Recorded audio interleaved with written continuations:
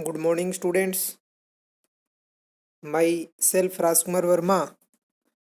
मैं एग्रो ज्ञान क्लासेस में आपका हार्दिक स्वागत करता हूं, हार्दिक अभिनंदन करता हूं। जय जवान जय किसान। हमने एग्रो ज्ञान क्लासेस के माध्यम से इस क्षेत्र में जितने भी एग्रीकल्चर के स्टूडेंट्स हैं उनको अधिक से अधिक इस महामारी में जो पढ़ाई डिस्टर्ब हुई है उनसे संबंधित हम बार बार ये कोशिश कर रहे हैं कि उनको जो जेट आईसीआर बीएचयू जो एग्ज़ाम होंगी उनसे संबंधित जो भी इन्फॉर्मेशन हो उनको पहुंचाया जा सके और साथ में उनसे संबंधित अध्ययन करवाया जा सके। इसीलिए हमने सुचारू रूप से क्लासेस स्टार्ट की हैं, जिसमें अभी तक एग्रीकल्चर और बायोलॉजी की क्लास स्टार्ट हो चुकी हैं और आने वाले दिनों में केमिस्ट्री की क्लास भी स्टार्ट हो जाएगी। जैसा कि मैंने आपको बताया था कि इसमें हम जेट के जितने भी पुराने पेपर हैं, इनके अलावा मॉडल पेपर हैं, किस टाइप के क्वेश्चन आते हैं जेट के अंदर, आईसीआर में, बीएसयू में, बीएचयू में, उससे संबंधित हम वीडियो अपलोड करेंगे, जिसके द्वारा आपको पता चलेगा कि किस टाइप का पेपर आता है और आपको फ़ायदा होगा। तो आप ज़्यादा से ज़्यादा इस ऐप को सब्सक्राइब कीजिए, इस यूट्यूब चैनल को, और लाइक कीजिए, ताकि जैसे ही कोई वीडियो अपलोड हो तो आपके पास में नोटिफिकेशन पहुंच सके। इसमें हमारे साथ बायोलॉजी के लेक्चरर संजय जी किरोड़ीवाल, प्रमोद जी बेनीवाल और एग्रीकल्चर केमिस्ट्री पूजा जाखड़ मैम और केमिस्ट्री के लेक्चरर जितेंद्र जी, विकास जी जांगीड़, मुकेश जी शर्मा और एग्रीकल्चर के कृष्ण जी वर्मा, ये भी हमारे साथ इस चैनल पर जुड़े हुए हैं। उनका भी मैं तहे दिल से हार्दिक अभिनंदन और स्वागत करता हूं। तो आज का जो वीडियो है हमारा, जो जेट एग्ज़ाम 2013 में हुआ था उसका से संबंधित वीडियो है, और जिसमें एग्रीकल्चर सब्जेक्ट के ऊपर आज हम डिस्कस करेंगे कि किस टाइप का पेपर आया था 2013 में। तो सबसे पहला क्वेश्चन है अपना, राजस्थान का भौगोलिक क्षेत्रफल है। जियोग्राफी साथ साथ में मैं आपको इंग्लिश में भी बताता जाऊंगा, ताकि आपको पता चले कि इंग्लिश में किस टाइप्स का आता है और इंग्लिश के स्टूडेंट्स को भी फायदा होगा। Geographical area in Rajasthan, Rajasthan का जियोग्राफिकल एरिया पूछा है। तो ये कक्षा 12 के अंदर आपको बताया गया है कि 3,42,239 वर्ग किलोमीटर जियोग्राफिकल एरिया है। सेकंड क्वेश्चन है, बेर की व्यावसायिक प्रवर्धन विधि कौन सी है। बेर में प्रोपोगेशन मेथड है वो कौन सा अपनाया जाता है, आपको टेबल करवाई थी उससे संबंधित है। तो बेर में प्रोपोगेशन मेथड रहता है ring and T budding, ring and T budding. एक नंबर आंसर सही होगा। वल्य तथा टी कलिकाइन, इनके अलावा लेयरिंग, ग्राफ्टिंग, जियो ग्राफ्टिंग, ये भी प्रोपोगेशन के अलग अलग मेथड हैं। थर्ड क्वेश्चन, गोवंश की कौन सी नस्ल द्विव प्रयोजनीय है। काऊ की कौन सी नस्ल है जो ड्यूल पर्पज है। तो आपको देखना है जैसे कि तीन क्लासिफिकेशन ऑफ पर्पज, पर्पज के आधार पर तीन भागों में बांटा गया है, मिल्च ब्रीड और ड्यूल पर्पज और एक आता है ड्रोट पर्पज।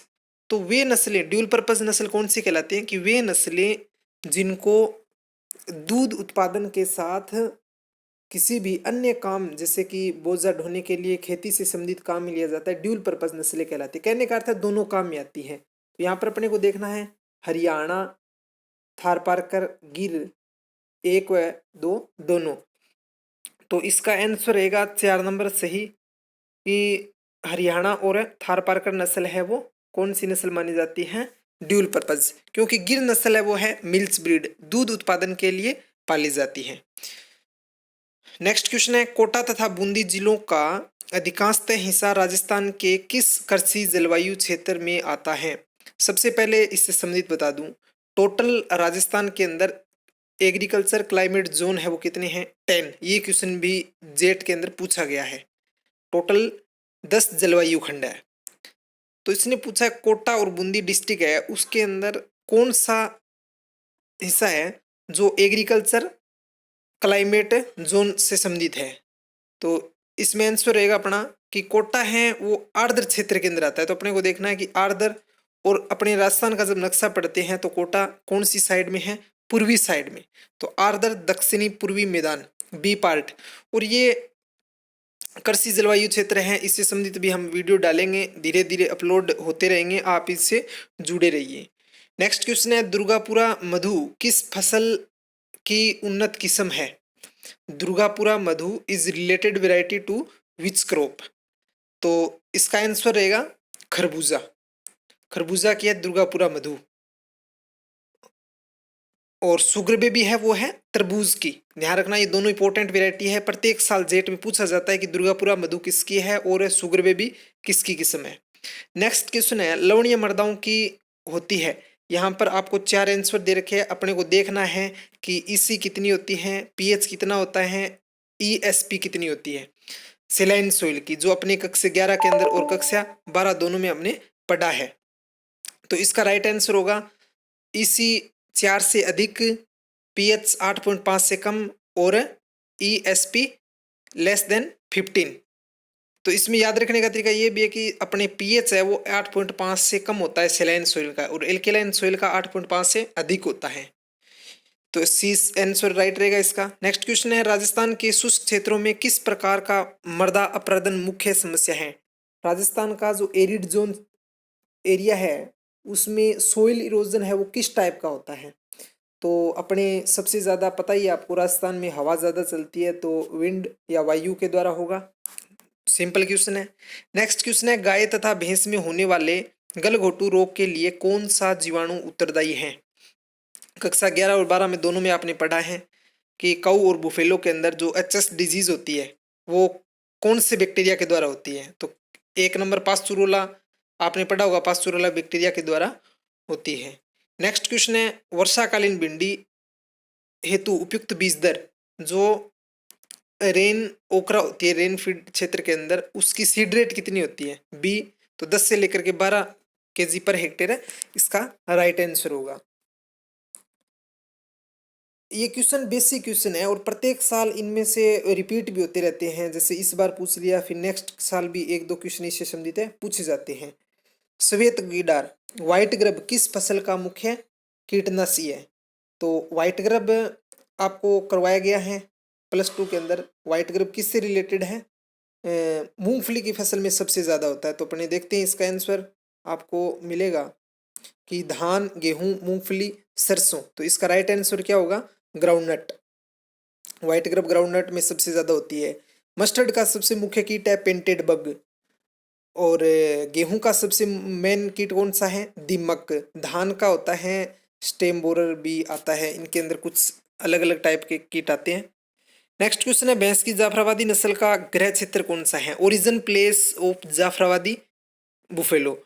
जाफराबादी नस्ल है उसका ओरिजिन प्लेस पूछा है। तो ये मेरा आपको बताया गया है कि एक गिर नस्ल जो गाय की है और भैंस की जाफराबादी नस्ल, इन दोनों का ओरिजिन प्लेस कौन सा है? काठियावाड़। और प्रत्येक साल इनमें से एक क्वेश्चन जरूर पूछा जाता है।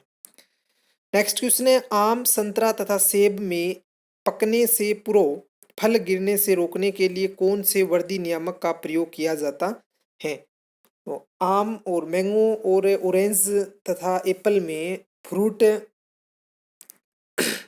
प्रिपेयरिंग, फल पकेंगे उससे पहले ही ड्रॉप हो जाते हैं, तो उनको रोकने के लिए कौन सा ग्रोथ रेगुलेटर काम में लिया जाता है? तो ऑक्सिन। सिंपल सा क्वेश्चन है। इथाइलिन होता है वो फ्रूट को पकाने के लिए काम में लिया जाता है। साइटोकाइनिन कोशिका विभाजन में काम में आता है। तो आप एक भी ध्यान रखना, इसमें जैसे ही आप क्वेश्चन पढ़ रहे हो तो उनको चारों आंसर को हल करने की कोशिश करना। नेक्स्ट क्वेश्चन है, कपास किस कुल का पौधा है? कॉटन की फैमिली पूछी है इसने, तो मालवेसी। मालवेसी, इसके अलावा ओखरा, पटसन, इनकी भी है। 2 ही है, एक क्वेश्चन 100% पूछा जाता है इनमें से। किस फसल के बीज की भूसी का उपयोग मानव में पाचन संबंध विकारों के उपचार हेतु किया जाता है? मेडिसिनल प्लांट से ये क्वेश्चन पूछा गया है। तो जैसे अपने ऐसी कौन सी क्रॉप है जिसकी सीड है उनको अपने मानव पाचन से संबंधित काम में लिया जाता है? तो बी, क्वेश्चन जैसे इसबगोल अपने घरों के अंदर लाते हैं। नेक्स्ट क्वेश्चन है पौधों में ऑक्सीजन के संश्लेषण हेतु कौन सा सूक्ष्म तत्व माना जाता है? ऑक्सीजन। ऑक्सीजन के साथ में मैंने आपको बताया था कि एक तत्व का नाम जुड़ा है, पोषक तत्व, वो कौन सा है? जिंक। प्लांट न्यूट्रिएंट से क्वेश्चन पूछा गया ये। रूबी किस फल की उन्नत प्रजाति है? कक्षा 11 के अंदर आपको बताया था Ruby. Ruby is variety which crop, कौन सी क्रॉप से रिलेटेड है? अनार। एक आता है पूसा रूबी, तो वो कौन सी क्रॉप से रिलेटेड है? टमाटर से संबंधित। नेक्स्ट है लंबे लटकते कान, रोमन नाक, छोटे समतल सींग, बड़ा अयन तथा लंबे थन किस बकरी की नस्ल के मुख्य गुण हैं? तो ये डायरेक्ट क्वेश्चन उठाया गया है। जैसे कि जमुनापुरी नस्ल की मुख्य विशेषता ये मानी जाती है, बारबरी नस्ल है, और बीटल ये भी बकरी की फेमस नस्लें मानी जाती हैं। नेक्स्ट क्वेश्चन है ताज़ा दूध का पीएच मान होता है, ये भी आपको करवाया हुआ क्वेश्चन है। जो फ्रेश मिल्क होता है उसका पीएच मान पूछा है 6.5 से 6.7, ये फिक्स है, इतना ही आएगा। ये क्वेश्चन बार बार पूछा भी जाता है। नेक्स्ट क्वेश्चन है पौधे नाइट्रोजन का अवशोषण किस रूप में करते हैं? तो प्लांट न्यूट्रिएंट्स के अंदर आपको बताया था कि पौधा है वो नाइट्रोजन को दो रूप में ग्रहण करता है, एक नाइट्रेट, एक अमोनिया के रूप में। अमोनिया के रूप में कौन सी क्रॉप ग्रहण करती है? अमोनियम के रूप में धान, और नाइट्रेट अन्य सभी फसलें। तो यहाँ पर सी नंबर आंसर दे रखा है, एक और तथा दो दोनों, तो इसका 3 नंबर आंसर राइट रहेगा।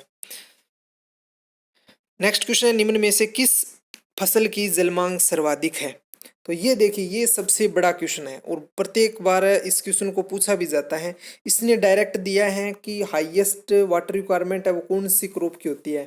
तो धान, गन्ना, गेहूं, मक्का। अभी धान भी दे रखा है और गन्ना भी, लेकिन मैंने जैसे आपको बताया था अगर साइकिल के आधार पर देखें तो इसका आंसर क्या राइट होगा? सुगरकेन, क्योंकि राइस है वो एनुअल क्रॉप है और शुगर केन बायोनियल क्रॉप है, द्विवर्षीय, तो इनको वाटर रिक्वायरमेंट की अधिक आवश्यकता होती है। तो इसका बी आंसर है वो राइट रहेगा। नेक्स्ट क्वेश्चन है पशुओं में अरंडी के तेल का उपयोग किस रूप में किया जाता है? तो किस रूप में किया जाता है अरंडी का तेल? दस्तावर के रूप में, जवरोधी के रूप में, दर्द निवारक के रूप में, प्रतिजोक एंटीबायोटिक के रूप में। तो इसका राइट आंसर दस्तावर के रूप में अपने अरंडी का तेल पशुओं को देते हैं। नेक्स्ट क्वेश्चन है अंतिम पकाव बिंदु पर अवलेह का तापमान कितना है? का तापमान होता है। जेली का तापमान पूछा है कि जिस टाइम लास्ट पॉइंट होता है जब पक जाती है तब कितना तापमान होता है? तो 105.5 degree Celsius. B answer right रहता है। प्रत्येक बार क्वेश्चन पूछा जाता है ये। राजस्थान में बेर की प्रूनिंग कटाई छंटाई का उपयुक्त समय है। तो राजस्थान में बेर की प्रूनिंग का कटाई छंटाई मध्य अप्रैल से लेकर मध्य मई। ये क्वेश्चन एक गुलाब में, जैसे मैंने बताया था राजस्थान में गुलाब की प्रूनिंग का, और एक बेर, इन दोनों में से एक क्वेश्चन प्रत्येक कंपटीशन के अंदर पूछे जाते हैं। जैसे इस बार गुलाब का पूछा था कृषि सुपरवाइजर में प्रूनिंग। नेक्स्ट क्वेश्चन है निम्न में से दुग्ध प्रोटीन है, दूध में कौन सी प्रोटीन पाई जाती है? तो केसीन प्रोटीन, कक्षा 11 में आपको बताया था ये क्वेश्चन। ग्लूटीन है वो किससे जुड़ी हुई है? व्हीट क्रॉप से। नेक्स्ट है जीवन वृंत के आधार पर बथुआ चिनोपोडियम एल्बम किस प्रकार का पौधा है? अकॉर्डिंग टू लाइफ साइकिल बथुआ जो होता है वो किस प्रकार का प्लांट है लाइफ साइकिल के अकॉर्डिंग? तो ये भी क्लासिफिकेशन ऑफ वीड के अंदर आपको बताया हुआ है। एक वर्षीय, एनुअल प्लांट है, बाइनियल एंड पेरिनियल। तो एनुअल प्लांट है, नॉर्मल सा क्वेश्चन है। बाइनियल प्लांट के अंदर दो आते हैं, एक जंगली गोभी और एक जंगली जई या चौलाई। नेक्स्ट क्वेश्चन है 92 kg नाइट्रोजन की आपूर्ति हेतु यूरिया की कितनी मात्रा की आवश्यकता होती है? तो कितनी मात्रा की आवश्यकता होगी इसको हम फॉर्मूले के द्वारा निकाल सकते हैं, 200 kg पर हेक्टेयर। ये भी आपको कक्षा 11 और 12 में क्वेश्चन बताया हुआ है, सिंपल क्वेश्चन है और प्रैक्टिकल में भी ये क्वेश्चन पूछा जाता है। नेक्स्ट क्वेश्चन है चने में खरपतवारों के रासायनिक नियंत्रण हेतु बेसालिन नामक शाकनाशी का प्रयोग किस समय किया जाता है? तो फसल बुआई से पूर्व, प्री इमरजेंस स्टेज के अंदर बेसालिन का प्रयोग किया जाता है। इसमें 3 पार्ट के अंदर डिवाइड किया गया अकॉर्डिंग टू टाइम वीड्स को, सॉरी वीडिसाइड को। कौन कौन से थे? एक तो था बुआई से पूर्व, एक था बुआई के बाद और अंकुरण से पूर्व, और एक था अंकुरण के बाद में। तो इसका राइट आंसर क्या रहेगा? फसल की बुआई से पूर्व बेसालिन का प्रयोग चने में खरपतवारों को नष्ट करने के लिए किया जाता है। नेक्स्ट क्वेश्चन है, जापानीज इम्प्रूव्ड फूलगोभी की किस प्रकार की किस्म है? ये बढ़िया क्वेश्चन है और अच्छा क्वेश्चन है। इसमें राइट आंसर रहेगा मिड। जैसे कि कॉलीफ्लोर की वैरायटी, उसको 3 पार्ट के अंदर डिवाइड किया गया है, अर्ली वैरायटी, मिड वैरायटी और लेट वैरायटी। तो इसने पूछा है कि जापानीज इम्प्रूव्ड वैरायटी है कॉलीफ्लोर की, वो किससे संबंधित है? तो मिड सेक्शन के अंदर इसको उगाया जाता है। नेक्स्ट क्वेश्चन है, गोवंश के में असामान्य भूख, लकड़ी, हड्डियां तथा अन्य अवांछनीय पदार्थों को चबाने के लक्षण किस न्यूनता का संकेत देता है? तो ये पशुओं में किसकी कमी हो जाती है तब दिखाई देता है अपने को? फास्फोरस की कमी से ये लक्षण सामने आते हैं। गाय की गर्भकाल अवधि, गेस्टेशन पीरियड ऑफ काउ कितना होता है? 285 डे, तो 281 दिन दे रखा है। 310 दिन किसका होता है? बुफेलो का। ये क्वेश्चन आपको करवाए में लगभग में। नेक्स्ट है, गन्ने की बुआई हेतु प्रयोग में लाए जाने वाले टुकड़ों पर कितनी कली का आंखें होनी चाहिए? इसका राइट आंसर कितना रहेगा? 3, सी राइट आंसर रहेगा गन्ने की बुआई, क्योंकि मोस्टली जो 3 जो आंखें होती है बीच में, तो उनको काम में लेना चाहिए जिसके द्वारा अधिक वृद्धि हो उसकी। इसके बाद में RGC 936 किस फसल की उन्नत किस्म है?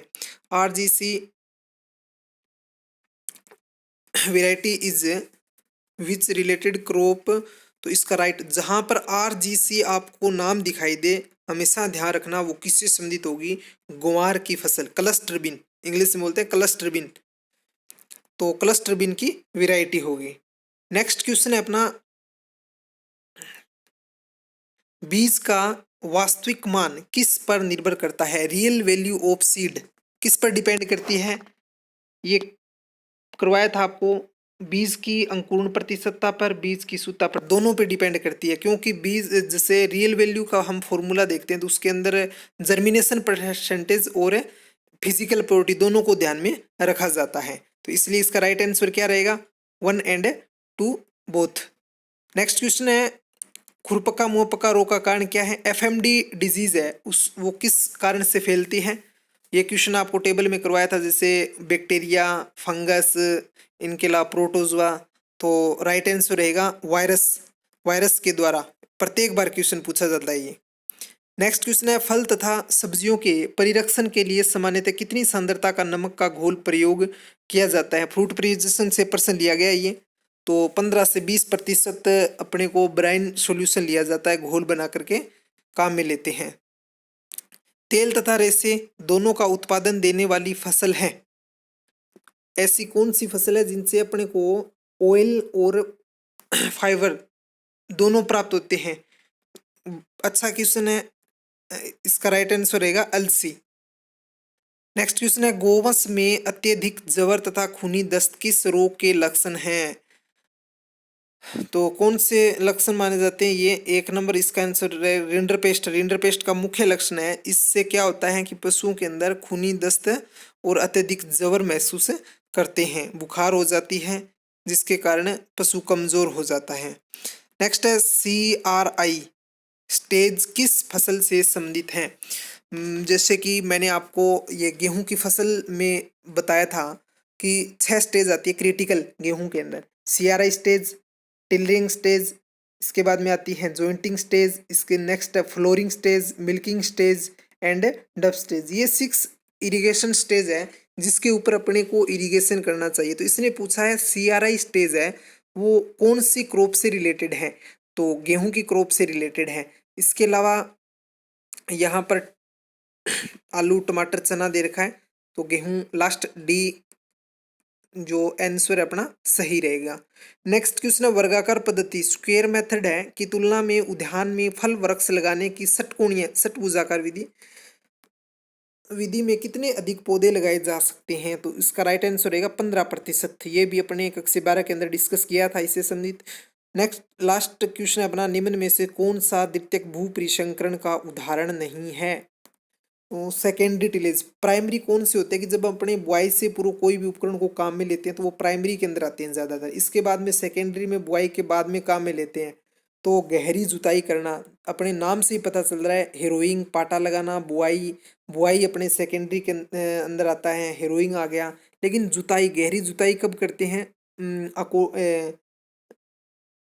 बुआई से पूर्व काम में हमें लेते हैं, इसलिए इसका राइट आंसर क्या रहेगा? गहरी जुताई करना। तो ये अपना जेट्स 2013 के अंदर आया हुआ पेपर है। आप देख सकते हो कि कक्षा 11 और 12 दोनों की बुकों से ये पेपर आया हुआ है और सिंपल पेपर है। इसके अकॉर्डिंग अगर आप तैयारी करते हैं तो अपना अच्छी तरीके से इसमें से 35 38 के आसपास में क्वेश्चन राइट कर सकते हैं। तो थैंक यू स्टूडेंट्स, इस वीडियो को ज़्यादा से ज़्यादा शेयर करें, सब्सक्राइब करें, ताकि जैसे ही अपने नए वीडियो डालें तो आपके पास में नोटिफिकेशन पहुंच सके।